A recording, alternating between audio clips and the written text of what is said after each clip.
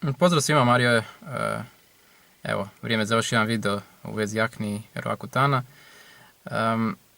Kakva je situacija i normalno šta je sve novo u posljednjih, ne znam, 2 mjeseca od kad je postavljen onaj posljednji video.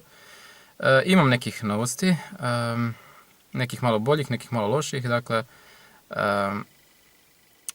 lošije, ajmo reći lošije, je to što su mi se pojavile bile akne prije nekih možda tjedan dana i to sam bio dosta neugodno iznenađen zato što su se pojavile ovdje tu na desnoj strani, zoomirat ću malo pa možda ćete vidjeti, možda ostao koji trag, ali uglavnom šta sam napravio? Napravio sam to da sam jeo jednu pogrešnu stvar, a to je majoneza, tako da preporučam svima vama da se klonite tih masnih stvari poput te.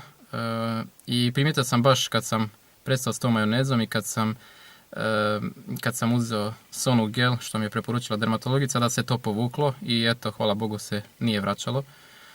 I to je bilo na ovoj desnoj strani. Sada ću izumirati. Ajmo zoomirati desnu stranu. Evo, nešto mi je malo tu crveno, ali to je, ja mislim, od Sona gela. Jer uvijek, inače, još prije Roakutana kad bi se stavio Sonu gel bi ovdje bilo crveno valjda od iritacije. A to se inače desilo, te dvije aknice, baš ovdje. Ovdje i ovdje. Ali je sad puno bolje.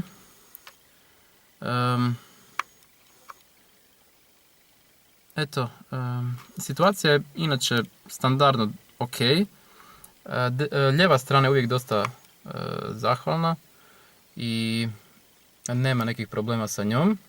Čini mi se da mi se i brada malo više gusti, tako da je to, možemo reći, dobra stvar. Možda pokrije ove ožiljke koje su nastale od akne. Čelo po običaju dosta dobro. Nos nema akni. Usnice su dosta dobre. Ove tu mi pucaju malo sa strane usnice, možda sam malo Sone stavio, mislim da sam stavio malo ovdje a to nisam smio napraviti. I brada isto dosta dobro. Da, to me dosta iznenadilo jer to nije baš lijepo izgledalo.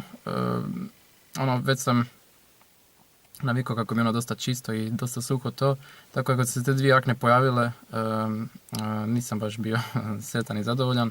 Ali eto, poduzeo sam te korake da sam izbacio tu majonezu i odmah se prihvatio tog Sona gela i eto, sad nekako je došlo na dosta prihvatljiviju razinu. I da, mislim, sve u svemu još uvijek je to dosta dobro.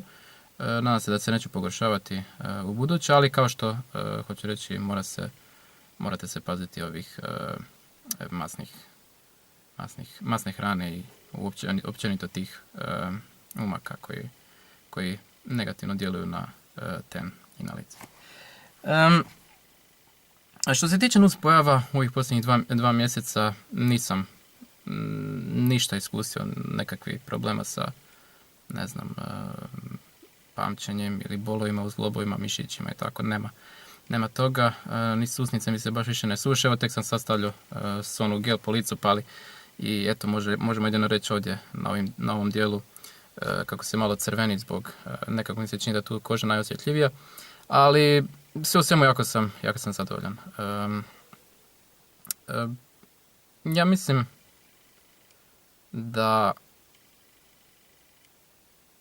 se čovjek, ne znam, više sam dobio upita o tome, da, zato što je zapravo to vrijeme kad ljudi počinju s Roakutanom, u vezi tih nuspojava i toga svega, znam da je dosta riskantno i ovisi od osobe do osobe šta će se dogoditi. Odnosno prije mislim da se neće dogoditi, ali eto, ta cijela priča sa Roakutanom je dosta napuhana, tako da ja ne kažem da nije moguće da se desi, ali su po meni dosta male šanse za neke ozbiljnije nuspojave.